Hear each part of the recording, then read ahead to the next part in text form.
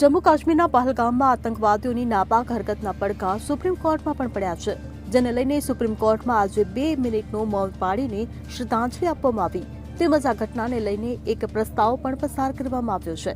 શું છે સમગ્ર મામલો, જુઓ આ અહેવાલમાં. આતંકીઓએ ગઈકાલે પ્રવાસીઓ પર આડેધડ ગોળીબાર કરતા 26 લોકોના મોત થયા છે, જેને લઈને દેશભરમાં આક્રોશ જોવા મળી રહ્યો છે.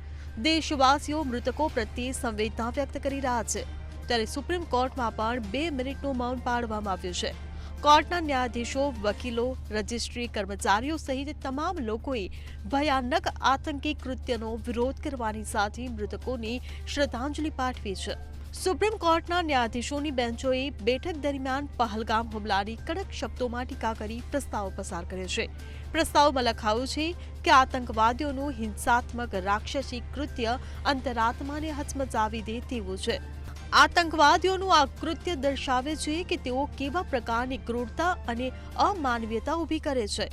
ભારતના મુંગોર કાશ્મીરમાં પ્રાકૃતિક સૌંદર્યનો આનંદ લઈ રહેલા પ્રવાસીઓને હિંસાનો શિકાર બનાવાયા છે, જેની અમે કડક શબ્દોમાં નિંદા કરી. પ્રસ્તાવમાં વધુમાં લખવામાં આવ્યું છે કે આતંકી હુમલામાં જીવ ગુમાવનારા નિર્દોષ લોકોની સુપ્રીમ કોર્ટે શ્રદ્ધાંજલિ પાઠવે છે.